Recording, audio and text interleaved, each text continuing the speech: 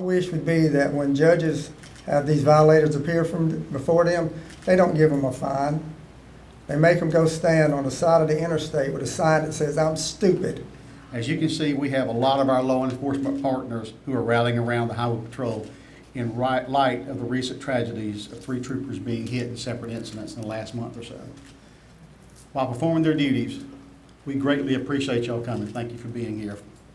I'd like to extend a special welcome to our partners with DOT. They're here representative as well. And for having their digital message boards available to us this week to promote our enforcement campaign that we're going to talk about here this morning. I'd also like to welcome several chiefs, sheriffs, and other law enforcement officers, and I sort of alluded to that just then. I had a list of 4 or 5 I was going to introduce, but I think that list has grown so long I won't be able to do that. Thank y'all for being here. That's a strong show of support. I also want to extend a special welcome to the families of 2 of our fallen troopers, Lois Rayo, who lost her son in 2002, and Jade Ricks, who lost her husband just last month. While I know your attendance today may be difficult, we are grateful to have you here with us today. It shows the personal impact of what we're talking about today. Every day, countless motorists come within inches of hitting law enforcement officers who are conducting traffic stops, first responders working collisions, and DOT SHEP workers assisting motorists without the slightest attempt to move over or slow down. At least 7 troopers, seen on this wall behind me, were victims of either inside the car or outside the car and were struck by passing motorists. That does not include the many names of those injured and the untold names of those that were near misses that we see every day. We are here to say enough is enough. Here's the lineup of the speakers for this morning. They will come up in succession and without further introduction. Colonel Christopher Williamson, the commander of the South Carolina Highway Patrol. Richland County Sheriff Lott, speaking on behalf of the South Carolina Sheriff's Association. Myrtle Beach Police Chief Dana Crowell, speaking on behalf of the South Carolina Police Chiefs Association. And finally, Ms. Lois Rayo, mother of fallen trooper Michael Rayo, who was hit and killed in the line of duty. Again, thank you for being here with us today. Colonel Williamson. Good morning, everyone. Thank you, Chief Oliver. I want to thank you all for being here today to help us sound the alarm about a disturbing trend that is injuring and killing our courageous public servants. In less than 1 month, we have had 3 South Carolina Highway Patrol troopers injured or killed while working outside of their vehicles on the roadside with blue lights flashing. As most of you are aware by now, Trooper First Class Dennis Ricks was struck by a vehicle during a traffic stop on I-26 in Orangeburg County on August 10th and died approximately 4 days later. Then on September the 7th, Senior Trooper Mitchell Williams Jr. was struck during a traffic stop on I-77 in Richland County, and he is recovering at home as we speak. And just over 48 hours later, on September the 9th, Master Trooper Wayne Labonte was struck during a traffic stop on US 1 in Lexington County and is still in the hospital after receiving severe injuries. Since these all are pending investigations, I cannot comment on specifics of the cases. However, there's one thing that I can comment on clearly. It's not getting through to drivers on our road, and that is the need to pay attention, slow down, and move over when you see emergency lights ahead. Working on the side of the road is dangerous work, but we as law enforcement officers, first responders, DOT workers, and tow truck drivers understand what we sign up for. But what we didn't sign up for is a blatant disregard for our safety that seems to be running rampant. There's only so much our troopers can do to control the conditions and environment on the side of an interstate with vehicles flying by at speeds often higher than the posted speed limits. At some point, the issue of safety is no longer in their hands and instead is in the hands of the people driving on our roadways. I know I'm not alone when I say it seems like people just don't care. They can't be bothered to move over for first responders or highway workers who are on the shoulder. They can't be bothered to slow down and allow someone to merge onto the interstate in front of them. And they definitely can't be bothered to put down the phone and just focus on the important and dangerous privilege that driving a 3,000-pound vehicle requires. I don't know how to get through to people to care about what's going on outside of their phones, their own vehicles, and their own world. But I do know that their lack of attention, their lack of good judgment, and their lack of regard for other human lives has got to stop. As Chief Oliver said, from the law enforcement community and the people standing behind me and with me today, enough is enough. That is why today we are announcing the beginning of a week-long enforcement initiative called Operation Keep Us Safe. For the next 5 days, I am instructing all of our troopers to be extremely vigilant and pulling over people when they choose to violate the move over law and the hands-free law. And I've also asked all 46 county sheriffs and all police chiefs in South Carolina to join us in sending a strong message this week. Move over or pay the consequences. It's really just that simple. I want to say a sincere thank you to all of my brothers and sisters in law enforcement who have rallied around the highway patrol in what has been a very difficult month for us. A special thank you for the last 30 days to the 3 sheriffs who have done an outstanding job investigating our collisions. Sheriff Ravenel in Orangeburg, Sheriff Kuhn in Lexington, and Sheriff Leon Lott of Richland. I want to thank you all for showing up and supporting Trooper Rick's wife, Jade, who's here with us today as well. And I thank you for your support of Operation Keep Us Safe, because this is more than just trooper safety. This is about keeping all first responders safe as we work to simply provide for our families. That's what we do. We just simply work to provide for our families. Let me be clear. This enforcement initiative is not a knee-jerk reaction to 3 isolated incidents. In June of this year, 2 of our troopers was nearly hit in separate incidents 10 days apart while conducting traffic stops on the interstate.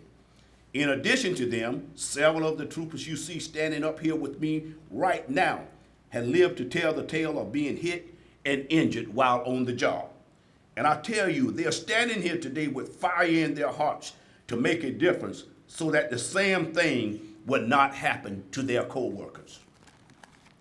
In just a moment, you will hear from Sheriff Leon Lott of Richland County and Chief Dana Kroll of North Myrtle Beach Police Department, along with Ms. Rayo, whose son Mike Rayo, a former trooper who lost his life, and his picture's on this wall right behind me.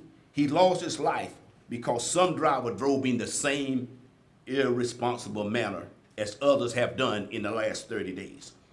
Also joining us today is Trooper Devin Kugler, as I asked him to step forward to be seen, who was critically injured and fought for his way back for more than a year to stand here today and to be able to place this uniform on to continue his service not only to the Highway Patrol, but to the citizens of South Carolina.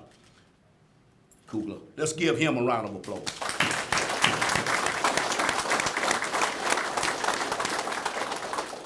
Thank you. Before I bring up Sheriff Lott, I just want to say one last thing to the motoring public. These men and women you see up here and on the side of the road and from your communities, they live in your neighborhoods. They are members of your churches, and their kids go to school with your kids. Simply said, they are people just like you. Our troopers and officers work hard every day to keep our roadways safe so that you can make it home safely to your families. So I plead with you from the bottom of my heart in asking you to do the same and do your part to make sure these officers make it home safe to their families. And doing your part, remember these things. This is what you can do.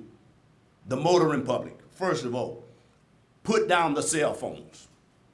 Once you put down the cell phones, secondly, pay attention to the roadways. Third, slow down. Fourth, do not forget to move over when you see flashing lights. Thank you. I stand here representing the 46 sheriffs in the state of South Carolina. Now, this is very simple. It's not complicated at all. See emergency service vehicle on the side of the road, but it's lights on. Slow down and move over. It's that simple. Slow down, move over. We see it every single day. People just do not pay attention, and they place these men and women who are out here working life in jeopardy. Yeah, there's a slogan I think we've heard for many, many years: let them work, let them live. We all need to follow that. They're out there working, let's let them live. We don't want to put another picture on the wall behind me with a trooper or any memorial wall from anywhere whatsoever. Now, and we can prevent that. That's all of us can prevent that. Now, we wrote our first ticket this weekend for somebody who did not move over. Now, my wish would be that when judges have these violators appear before them, they don't give them a fine. They make them go stand on the side of the interstate with a sign that says, "I'm stupid," and let them stand there for about 4 hours as cars go by about 80 miles an hour within inches of them, and let them see how it feels. Then maybe the word will get out. It's real simple. It's the emergency vehicle, the lights on, slow down, move over. I'm here today to represent my fellow chiefs from across the state of South Carolina in standing in solidarity with our state partners, our sheriffs, all first responders, our firefighters, our tow truck drivers, everyone that's working on the side of the road. Like Sheriff Lott said, it is very simple to adhere to our South Carolina move over law. If you see flashing lights on the shoulder of the road, slow down, safely pull over to provide a safe working space for our first responders. I just want to say thank you for all of you for being here today to help get our message out for our first responders so that they can make it home safely every night. Thank you. Good morning. If you haven't heard already, my name is Lois Rayo. I'm the surviving mother of Senior Trooper Michael J. Rayo, who was struck by a distracted driver on Interstate 95 in Clarendon County on June 10th, 2002. 3 recent incidents involving our South Carolina troopers, one of which sadly resulted in the death of Trooper Dennis Ricks on August the 13th. Thank goodness for the 2 other troopers who are anticipated to recover from their injuries with surgeries, therapy, rest, and time. At the time of Mike's accident, it was 8 o'clock on a Monday morning. Our son had stopped on Interstate 95, mile marker 125 on the southbound side to assist a stranded motorist with a young family standing there. He engaged his lights according to protocol for this type of incident. Hundreds of law enforcement officers turn their lights on many times during the day, and for many reasons. EMTs and firefighters follow the same procedures. The purpose of these blue or red lights is to alert travelers on the roadways to slow down and move over to allow those first responders to do their job. On that faithful June 10th, one driver did not pay attention to those flashing blue lights on Mike's cruiser. Instead of moving over, he aimed for the blue lights, struck Mike and his cruiser going 81 miles an hour. And for 2 long days, Mike fought for his life and succumbed to those injuries on June the 12th. We had the unfathomable task of burying our son on Father's Day, 2002. Mike was 33 and a loving husband with one young 2-year-old daughter. Our daughter lost her only sibling at the hands of a driver who did not move over. As you can see, our lives changed forever at 8:10 on that Monday morning. The move-over law does save lives. Do not subject another mother to bury her son. Please move over. Thank you. Thank you to all the speakers that was here today. Thank you for joining us, to all law enforcement who stand with me today. Thank you to the media for allowing us to assisting us in getting our message out. We truly appreciate it.